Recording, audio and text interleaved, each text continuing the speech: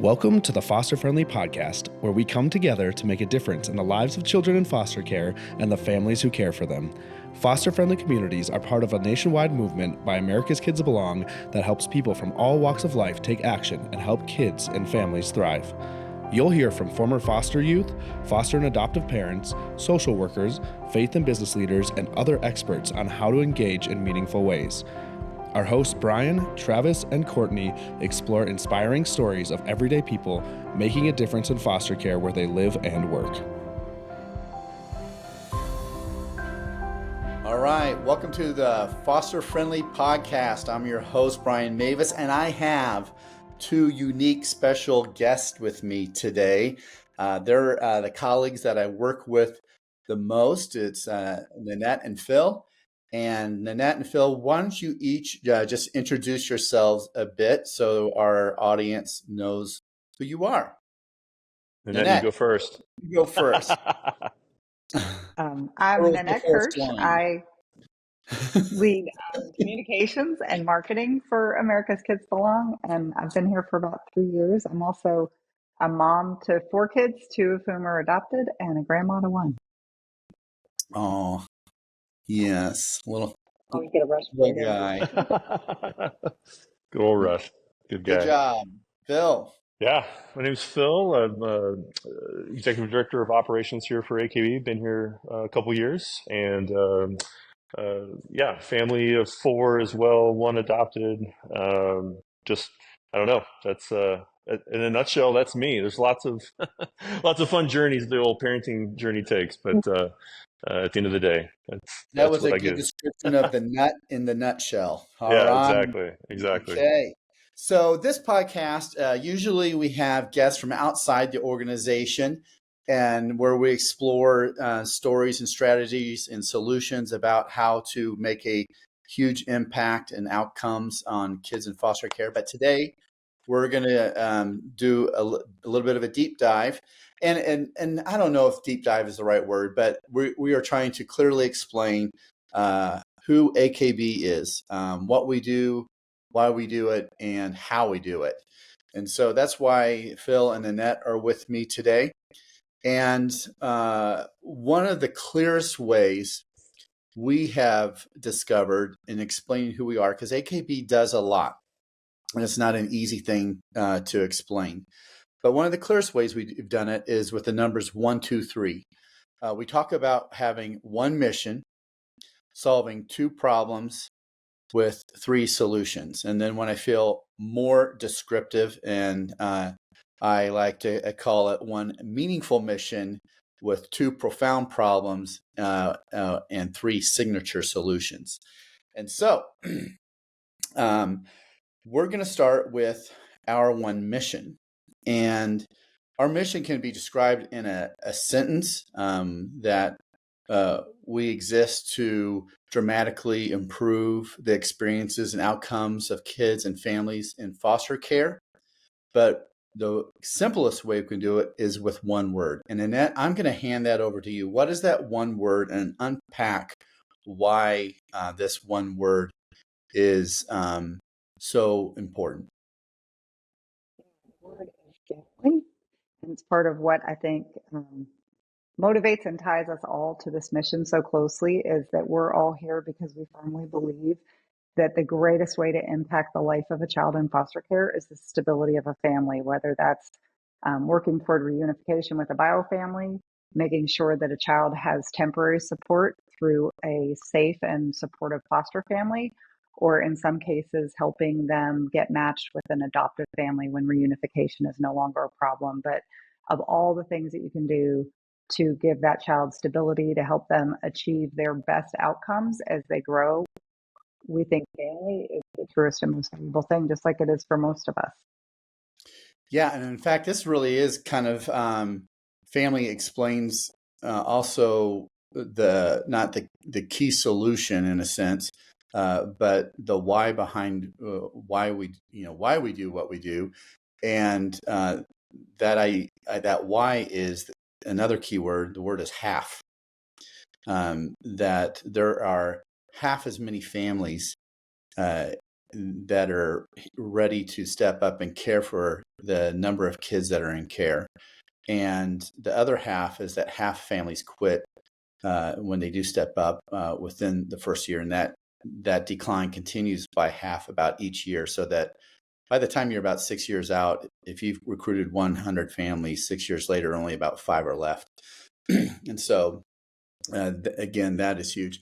The other thing about family that is so important is this idea that family is upstream to social solutions.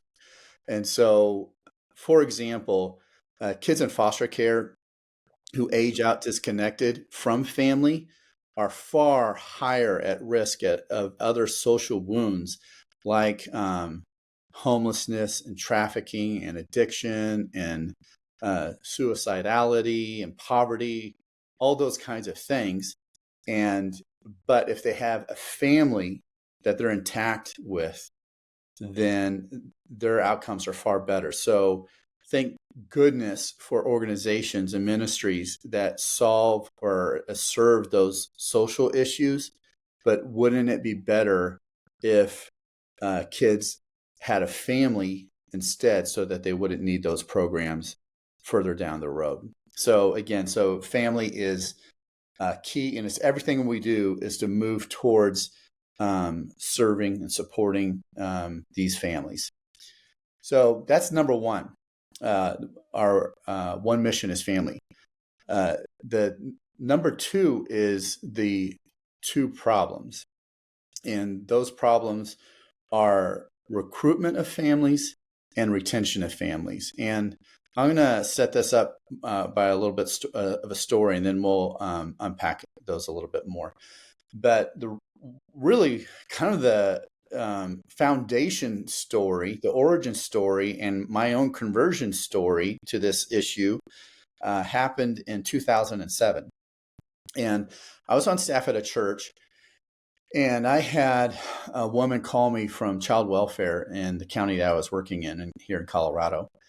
And she asked to meet with me, and I said to talk about child welfare. So I said, sure. And so a few days later, this woman named Cindy came. I met her in the lobby of my church. The first thing she said to me was, "Thank you for meeting with me. I've been trying to meet with a pastor or a church for 3 years. You're the first to say yes." So I apologize that had been her experience. And again, I want to make clear that it's not because I had it together better than everybody else, but my wife was really helping me pay attention to this. And we were foster parents already. But anyway, she comes back to my office and she says this to me. She says, "Brian, I just came here to tell you one thing." She said, in the 26-year history of child welfare, and that was back in 2007, in the 26-year history of child welfare, there's never been one day, not a single day in 26 years, where kids have not been waiting for families to take care of them. And she said, "I have a challenge for you. Help me recruit so many families that they're on the waiting list and not the kids." And so by this challenge, I accepted this challenge and pulled in the church. The church accepted the challenge and pulled in my buddies who helped lead other churches. And a year later, got a letter from Boulder County, that's the county I worked in, saying it was a thank you letter that saying that we had recruited enough families. We had increased recruitment by 91%. And for the first time, they had more than enough families.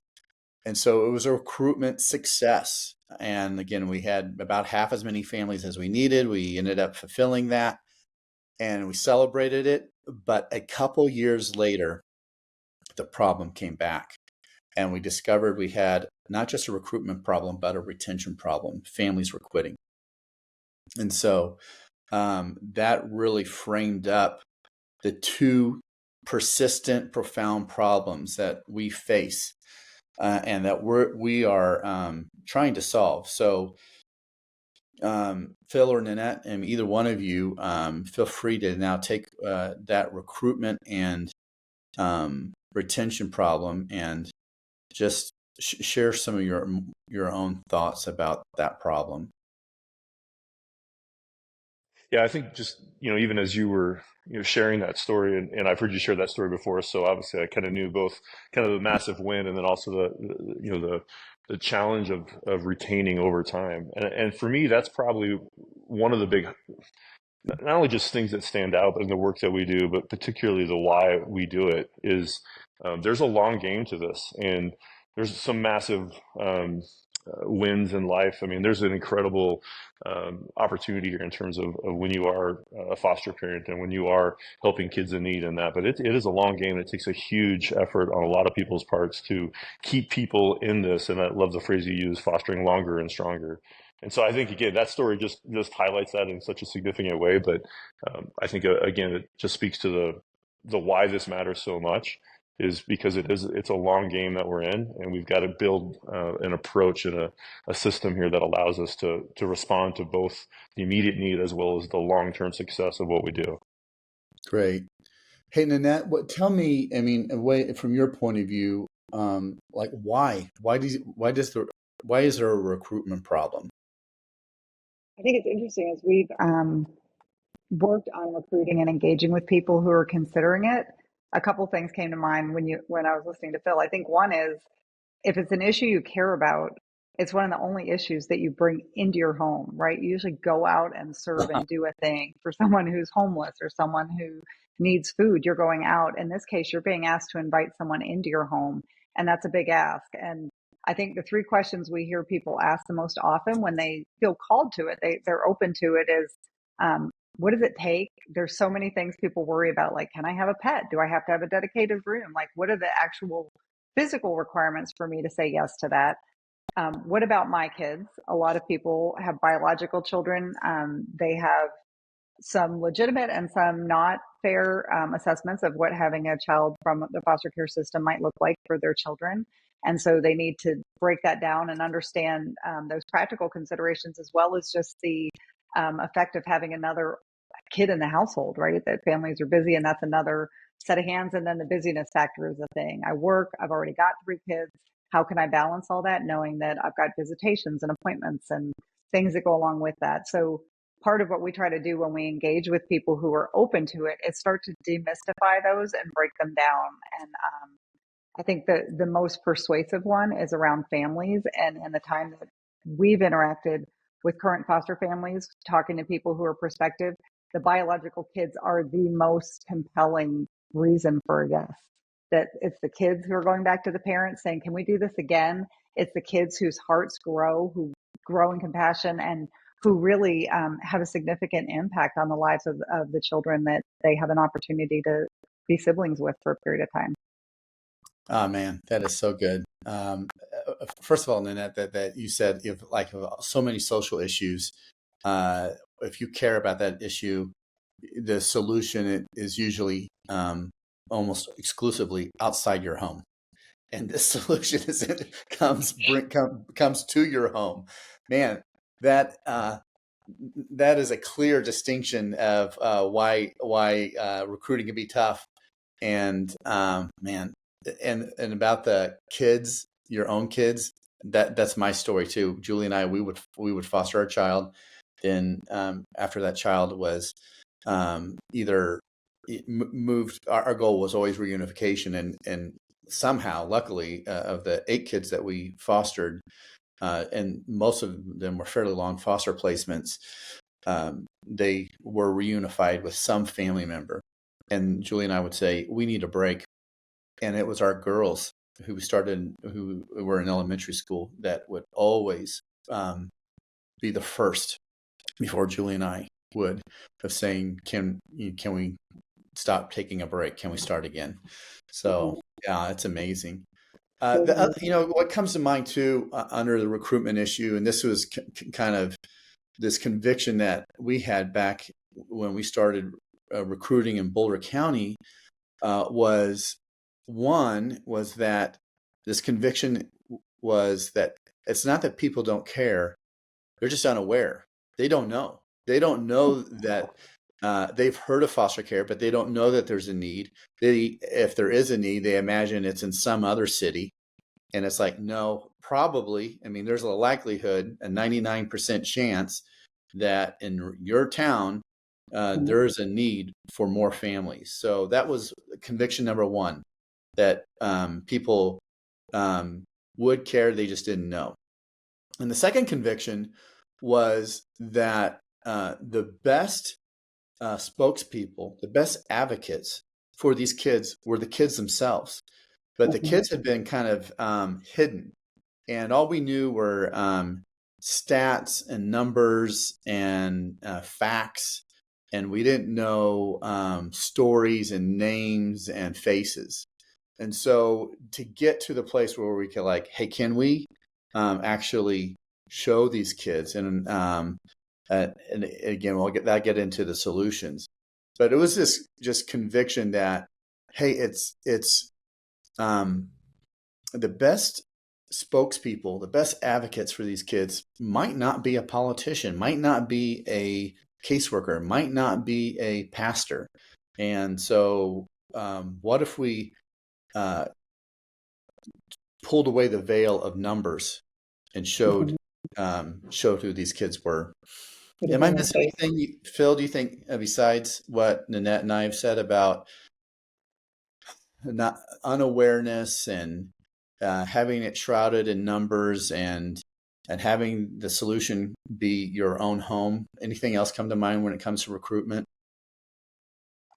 Not really. I think what I'm hearing us articulate, I think what you've captured there as well, is just there's a grittiness to this, and I think a lot of what we do kind of tries to intersect in that gritty way, because it is, like you said, sort of get past the numbers and here's one individual story, get past the environment, or try to work on the environment to get to the one family that needs this. And so it's kind of an interesting answer to recruitment and retention. But the things that we're recognizing is there are there's a grit. We talk about, elbow grease, or we talk about connective tissue. Like, we have these different metaphors we use in our organization to kind of keep us to the tangibility of recruitment and retention. And I just hear that in what we're talking about here as well, and trying to see those are just important things to not lose sight of as we move forward.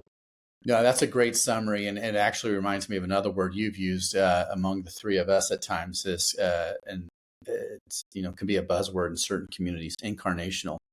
The idea that this solution requires closeness, and so you can't just call it in, and you have to get into relationships that with child welfare, into relationships with the child, within relationships possibly with the child's family, and that family is battling some things, obviously.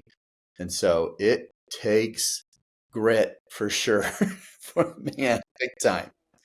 And so that's one problem, the recruitment. I mean, just in the first place.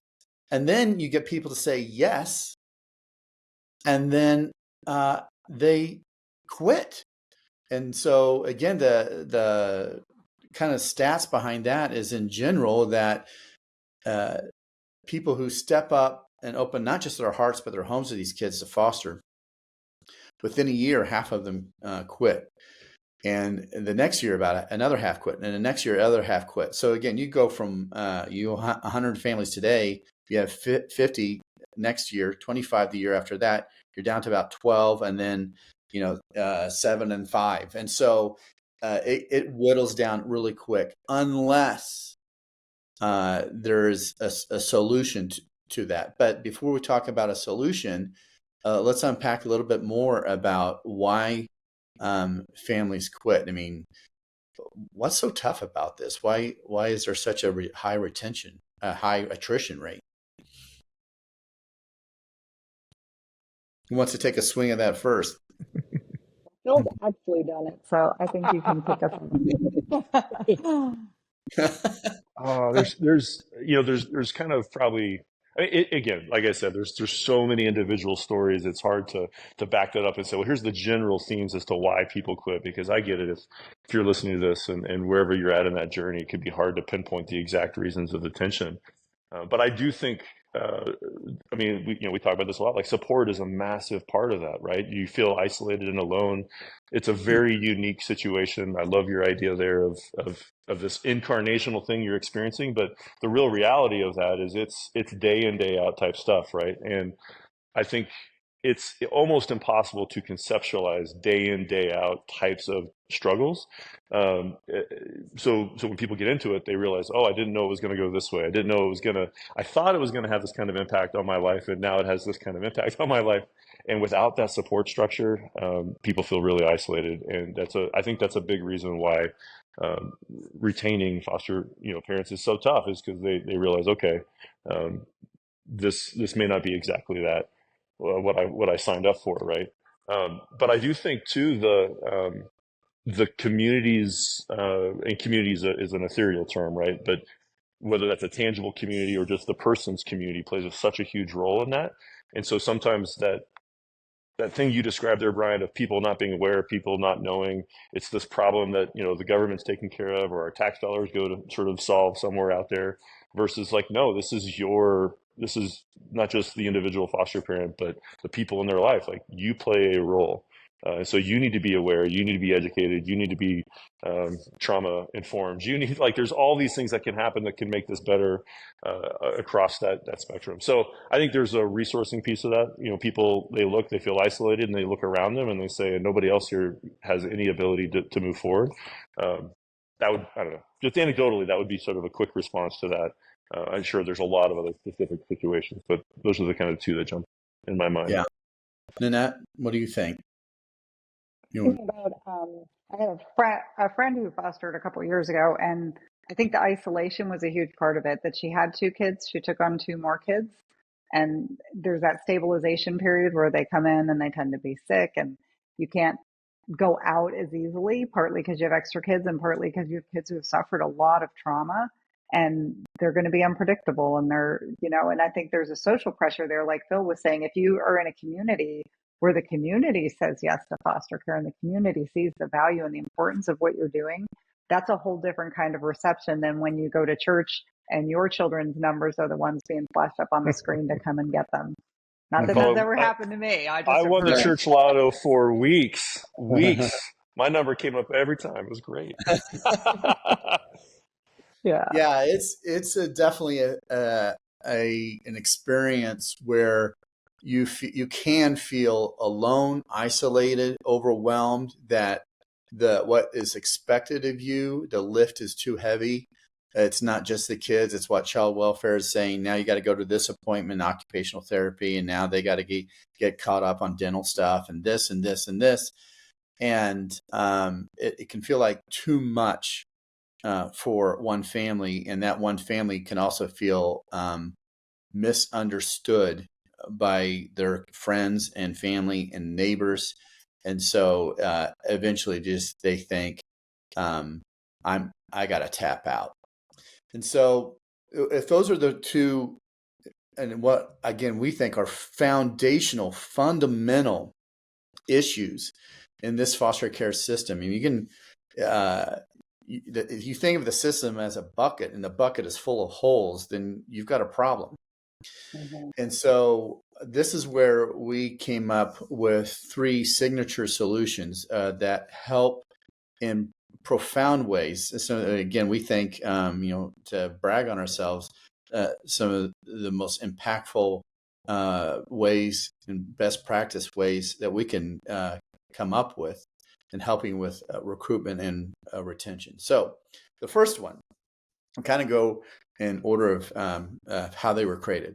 So the first one is what we call the I Belong Project. And so Nanette, I'll hand that over to you, and you explain what the I Belong Project is, how and why it works so well. So I Belong Project is a video storytelling initiative for kids in foster care who are eligible to be adopted. Obviously, in the foster care system, the goal is reunification first and foremost, to reinstate that family and help that family be healthy, whole, and safe. When that can't happen, kids are in foster care for some period of time, and in about 25% of the cases, the opportunity to be reunified is no longer available and parental rights get terminated. And so that child is in need of an adoptive family. At that point, a lot of times the kids have been in the system for a period of time, or they are with siblings that they want to remain with. And so in a technical perspective, that they're considered hard to place. They don't fit the traditional mold. And to what Brian said in his origin story with I Belong Project, I think he and Julie, when they created this program, realized that if these kids could be seen, if you could hear their stories and hear their voices, it demystifies that a little bit and it could help them find homes. And that has turned out to be incredibly true, that over the lifetime of the program, we've filmed close to 3,000 kids now, and 60% of them have been matched with potential adoptive families. That is a huge number that without this program for that set of kids would probably be close to zero. And I think in my time working with it, the things that impact me about our program is the dignity and the respect and the honor that our organization treats those kids and their stories with, and the caseworkers who bring them and allow them to take part in these shoots. It's an opportunity for the child to share their voice and share their story in a really authentic way. And we recognize that that's sacred and special, and we treat it that way so that we really are deliberate about how we share their stories, that when they get matched, we remove them so that that's not lingering out there on social media. So I think that's a really key aspect. And then without taking all of the space on it, because I want to let you guys speak into this too, I think the other thing that always resonates with me is the simplicity that as you watch story after story, what you realize is what these kids desire is what every kid desires, that they want family movie night. They want to spend time with people. They want people who are safe, who will be there for them when they're sad or happy, either way. And it's just so simple and beautiful what they're asking for. And so I think that touches people's hearts too, that they realize that that is something I could answer. Yeah, I think a lot of people, I mean, we're kind of, if you know about us, you probably know about our videos and I Belong Project. And I mean, at first when we were doing videos, we probably did a couple hundred before, at least that, before we even named what it was. We were just doing videos of kids. That's what we called it. And so and I think some people were like, well, gosh, anybody can anybody just do this video? And it's like, no, actually, our innovation was not that we knew how to do video shoots. Our innovation was what I like to say, our innovation was trust, that we built a relationship with child welfare and said, we will handle these kids and their stories with such dignity and handle that day so well that you can trust us with their stories. And it's not an easy thing to do, because somehow we're having to walk this tightrope of promoting this youth and child and protecting them at the same time. And that's not an easy trick. And to share their story in an authentic way, to share it in a way that the kid wants it shared. And we never video a kid that doesn't want to be videoed. And the kids that we do video are the ones that the state is saying, these are the kids who've waited the longest. No one's asking about them. So it's been an honor. And again, I used to do these video shoots back in the old days, haven't done one in quite a while. And I was one of the interviewers, and man, it was tough, some of those to get through. Some of the things that the kids would say about, one of the questions I would ask is, towards the end, what else do you want people to know about you? And I remember this girl who couldn't look at me the whole time. She finally looked up and looked at me, and she said that I'm lovable. It was just like, golly, it is so hard. And again, as you mentioned, Nanette, it's not just that day. It's not just the video. It's everything else that we do before and beyond it to help set things up well, to train the videographers and the volunteers and how to receive these children and trauma triggers, and then all the stuff that comes after as far as online, and how we have a huge platform and recruiting for them responsibly and sharing the videos with other organizations that's part of their job, and we do it for free for them. There's a lot of work and professionalism that goes in, and that's why we have such high results. And so that's our first signature solution. Before I move on to the second one, Do you think we've covered it well?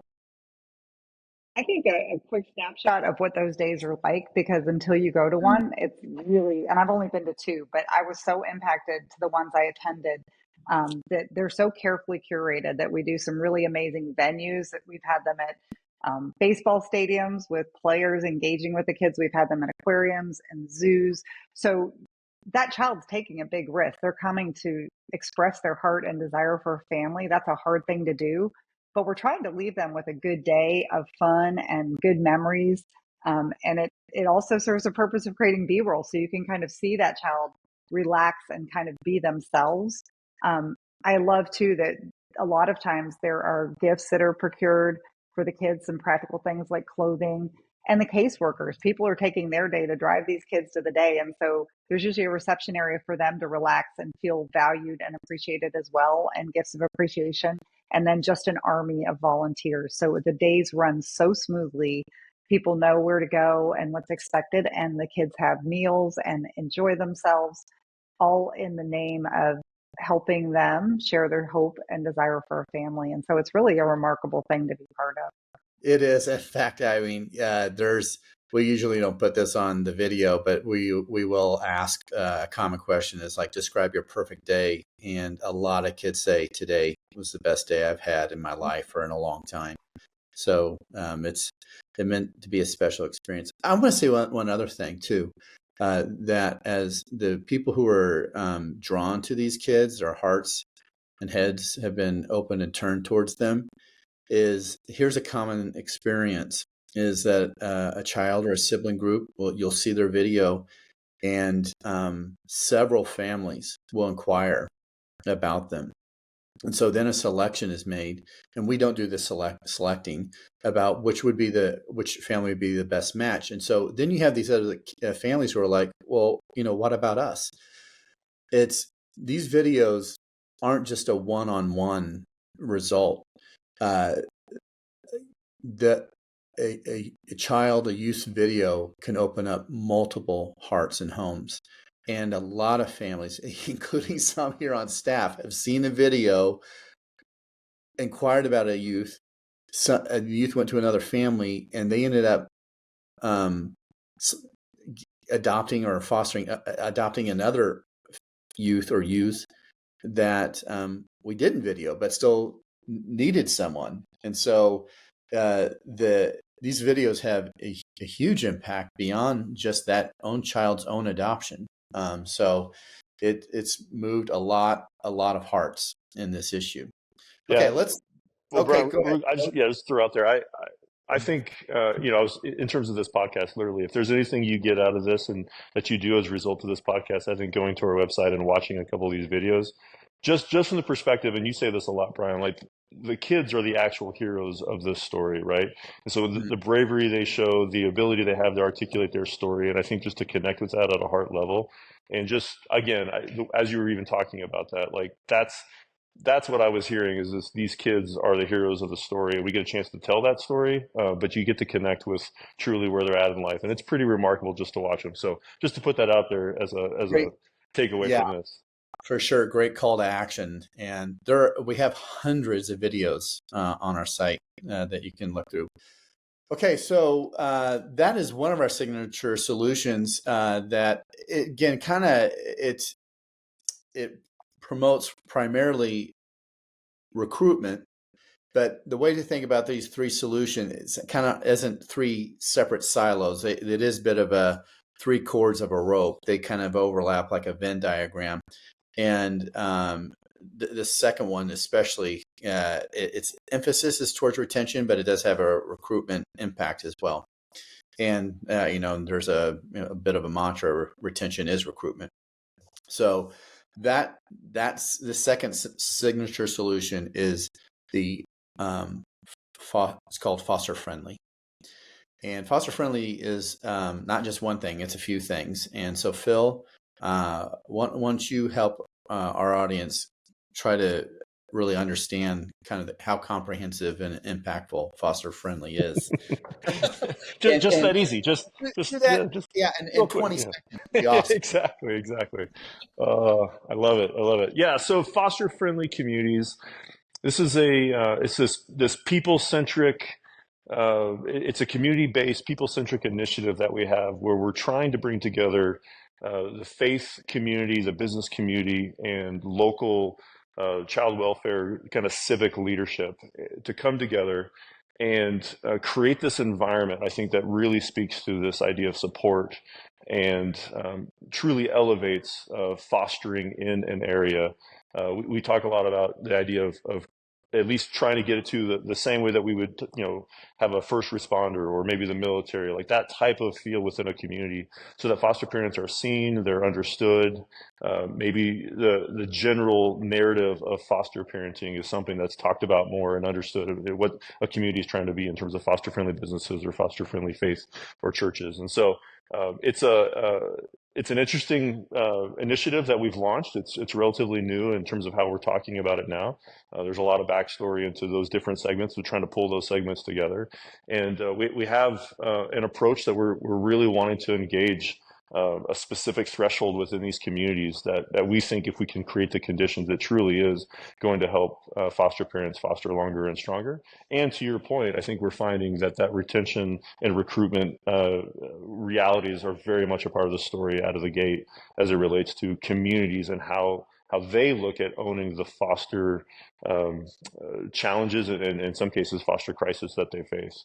So that's, I don't know if that's 20 seconds and if it's as clear as anything. I was going to say the micro level of that, like it feels esoteric as a movement, but when you bring it down, like part of what I love about it is the numbers are so big nationally. It's almost 400,000 kids, and you think I can't impact that. But when you boil it down at the community level, it becomes very measurable and doable. And I don't think there's a better example of that than Ackworth, Georgia, which is really proud to be Georgia's first foster-friendly city. They're very focused as a community on quality of life, and maybe unpack that story a little bit. It's just a great microcosm of how that looks when it works well.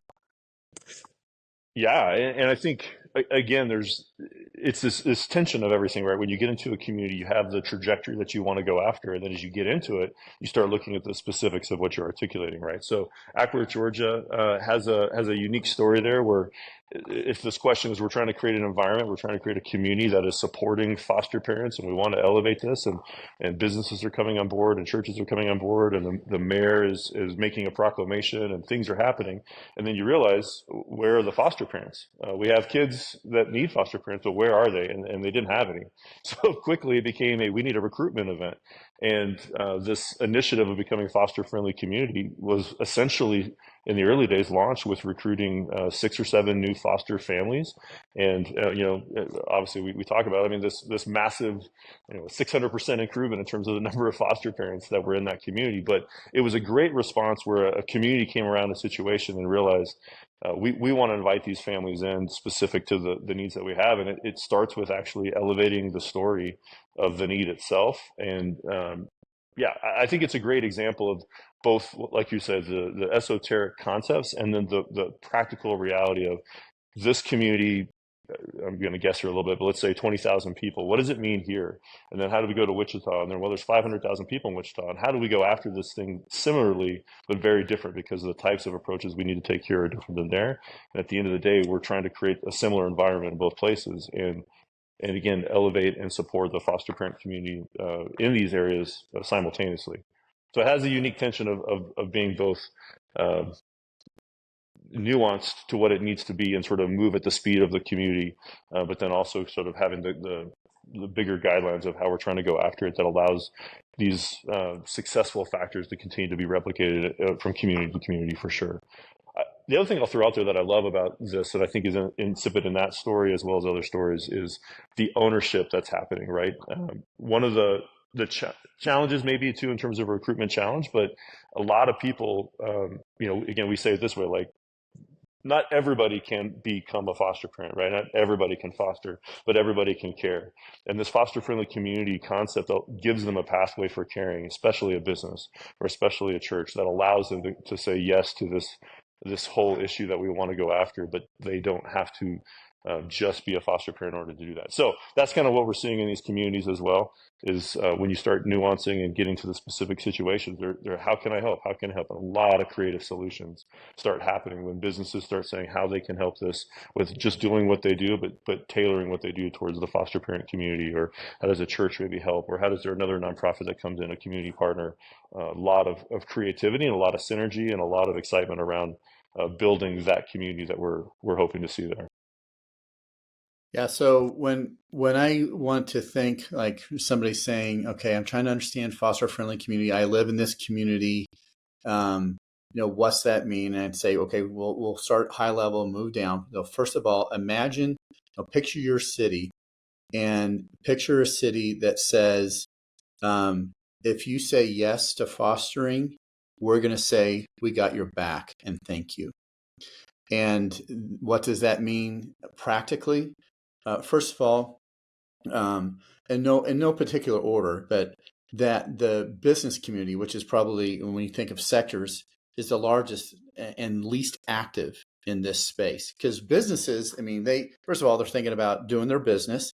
And secondly, if they ever think about social issues at all, they tends to be kind of the big three is homelessness, addiction, and mental health. And foster care is upstream to those issues. If you don't connect a child to a family, they're going to experience one of those issues, or all of them, and maybe some others. And so by getting the business community involved, the problem with the business community is virtually with every social issue, they're asked to do one of two things: write us a check or close shop and volunteer for a day. And we're saying, what we're asking you to do is do what you do for the benefit of a foster child and a foster family. So if you have a hair salon, open it up for foster families and learn, come in. So when those kids come in, knowing that they might be scared, maybe you've never had a haircut before or whatever, that you're sensitive to that, and you're giving them a financial discount.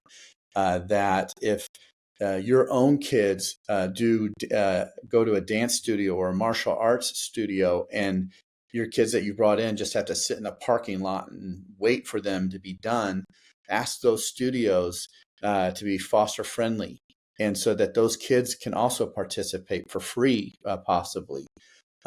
So it's, we have a car dealership that loans out vans for free to keep siblings intact. All sorts of ideas. The creativity is endless when it comes to the business community. And again, it honors the business, because you said your vocation is the solution. What you do is part of the answer. The second part is the faith community, and having them step up into this issue. And we're asking the faith community to go after three key best practices. And in fact, we're saying just pick two. We hope you do all three. But one is that they are trauma trained. At least, they may not be experts, but they at least have some awareness around trauma, especially the children and youth workers and volunteers. And hopefully there's somebody in their church who says, I'm going to be an expert at this, or I am an expert, and they'll be able to point people to me. Secondly, is that faith community has an ongoing support ministry to those families, or wrap around, or kids night out, things like that. And thirdly, that they teach on it in a significant and responsible way at least once a year. Then we're saying we want the civic community to be involved. So whether it's special events at the park or the zoo or something like that, and it's not just that, it's the political side. We want the mayor of that city to offer a proclamation and be the straw that stirs the drink and pulls other people in, and using their platform and bullhorn to inspire people. And then other nonprofits that are already involved, but our people just don't know that they're there. And so we're inviting them to be a part of this, and easier to find. All of this is tied together through an app that is a platform. So all of this can be discovered by a foster family as easily at their fingertips. And so we believe, and I guess it was a conviction, that there is no one silver bullet. there is no singular solution. It's going to require this village to come together and to support these families. And that's what will help them stay in the game. I think part of what's significant and what you just said too, Brian, is a lot of communities have some of that happening at some level, but you're saying yes to fostering. You step into this new space, and just like moving and getting your kids in a new school or doing anything new, you've got to figure out the systems and figure out what's available.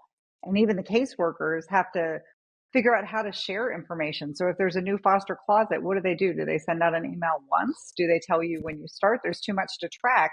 And so the app becomes this connective tissue between the families and all the resources in their community. So not only does it do the logistical work of connecting them with it, but it creates this impact that when I open the app and I see all these resources at my fingertips in my area, it sends a message that you're not alone. Like you said, we've got your back. We're standing with you, and we value what you're doing the same way that we do with military and other first responders. It's just being acknowledged for the commitment that they're making to the kids who are part of this community, who are going to be part of our futures, is really meaningful, and I think really encouraging to families. I think that's a key part of the value. Yes. And there is that just psychological, emotional, social impact, not just the financial, tangible side. Okay, well, I want to keep things moving. So what's our third solution? Nanette, I'm going to have you take the lead on that. Our third is really parent recruitment, and it is helping people from the moment that they get intrigued. They come to our website and they see some videos, or they know someone who's fostered and they think they might want to get involved. That can be a really long process to try to understand what's involved and figure out how to move forward where you live. And so we've started to build resources and connect with families at the very top of the consideration process. So someone comes to our website and they say, I'm interested in exploring fostering. We have a lot on our website. There's a lot of resources, books, videos, experts that you can connect with. There also are resources in your state. One of the first things you have to do is go through an information meeting in most cases, learn what it takes to get licensed to foster. And so whether we serve that particular state or not, we provide resources to help you take that next step. And then one of the really, I think, exciting things that we did this year is launch FosterCon, which is a webinar series where we deal with a number of different things. Getting started fostering, learning about permanency and considering adopting out of foster care, taking care of your family while you're fostering. How do you stay healthy so that you can stay in the game? And really bringing in people who have been there. We're super blessed in this organization with about 50 people. We have fostered hundreds and adopted many, many kids together. So we have a lot of experts right on our team who are really well connected, and we really rely on them as subject matter experts. And we're trying to harness the knowledge and the wisdom of their experiences to really benefit people and come alongside them through that entire cycle until they're ready to make a decision about what they want to do. And our goal is make a decision to do something to make a difference. And it may not be fostering today. It might be being a foster friendly business. And we have a beautiful story in Colorado this year that we were able to capture, where a woman went to her church, heard about foster friendly businesses in that call. And she talks about how her kids all looked at her like, what are you going to do, Mom? And she owns her own salon. It was a new business at that time. And she made the commitment to become a foster friendly business. And so in serving some of those families, it started to just really grow her heart for the needs of kids there. And they would come in super traumatized, afraid to sit in the chair, the mom's worn out. And she was able to just be respite and support to those families. And now, a couple of years later, she and her husband are starting to get licensed to foster themselves. And that's not the expectation or the path for everybody. But I think once you say your first yes, you start to find progressive ways to continually say yes to make a difference and make an impact. For sure. Yeah. Julie and I definitely did not have the courage to foster. That was not our first yes. Our first yes was her volunteering at a thrift store that focused on foster families. And then one thing led to another, and here we are. So, well, there's another great story in the reverse of our friend Nicholas in Georgia, who was a foster parent first. And his family started a business, started a family restaurant. And through knowing his own journey fostering and the importance of connection, he was very quick to say yes when he heard about foster friendly to make his business foster friendly. And not only does he offer a discount, it's created new conversations with his staff to understand foster care and understand how to welcome families. And he goes over every time he knows there's a foster family and welcomes them Oh, and wow. prays with them and just really wants them to know that they are welcome there. And so I think it can go both ways, which is kind of the beauty of the array of things that we're able to offer to people now. That's awesome. Yeah, Well, just to throw out there, I think it's important just to, I'll say it this way. I just acknowledge that. I think we get it, right? We get that reality. And so often this goes back to probably one of your earlier questions, Brian, about, why is it so hard to recruit? Sometimes the ask is one time and then you don't ever have to hear about it again for 1 year or 2 years, or you just don't intersect the need, or, there's not a journey. And I think for us, I mean, that's part of this podcast, right? The idea is we want to go on a journey with you. We want to navigate the ups and downs of the tension of saying yes and saying no, and the fears and the excitements. And so all that to say is it's a long journey. We get it. And that's a huge part of why that third solution exists. Yeah, there are other things that people can do, again, because of that journey along the way. Again, this is something that you two have already said, but people may never start if the first step is you got to foster. It's like, okay, there's other things you can do, other things you can learn, other ways you can get involved.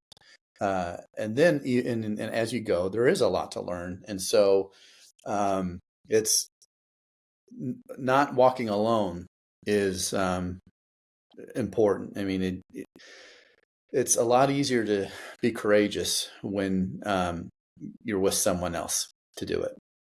So that's and you part have of to know the need before you can find a yes, right? Like you said, there's foster care doesn't come in one solution. It's not just long-term placement. There's lots of different ways that you can say a smaller yes. And so helping people understand that it's a need, that it isn't a need that's fulfilled through a government program. There is a need for people to step in, and that no matter where you are in life, there's probably a thing you can do to make a difference in the lives of these kids and help them have better futures. And that's super compelling when they're kids in your neighborhood and kids in your community. Yeah. Well, to kind of wrap things up, and then let's talk about smaller yeses for people listening to this. Things you can do. One is follow us on social media if you aren't doing that already. The second thing you do is go to America's Kids Belong, and Phil mentioned that, and you can go and watch videos there. And then, of course, if you are wanting to learn more, you can attend like some of these online learnings we're doing through FosterCon, things like that, and read some of the things we've written. Great lessons there. And then foster friendly. We've got a couple thousand businesses in the country that are foster friendly. Maybe you have a business that would be interested in being foster friendly. I will say a bit of maybe the bad news is when we're trying to get foster friendly communities going right now, we have about 10 in play, and we're wanting to go and grow. And so we have to be selective. We were very interested if you think you could help be catalytic in having your city be foster friendly. But it'll come to a place, honestly, where we have to say, why should we choose you? And if there are preconditions there that look good to us, then we'd be interested in a conversation. So there's small things and big things you can do as next steps. Well, Phil and Nanette, thanks for joining us and helping our listeners understand through 1, 2, 3 what AKB can do. It's not ABC 1, 2, 3. It's AKB 1, 2, 3. All right. Thanks. Bye, guys. Awesome. Thanks. We hope you enjoyed today's episode. If so, will you help us reach more people by subscribing, sharing the podcast with a friend, and leaving a 5-star review?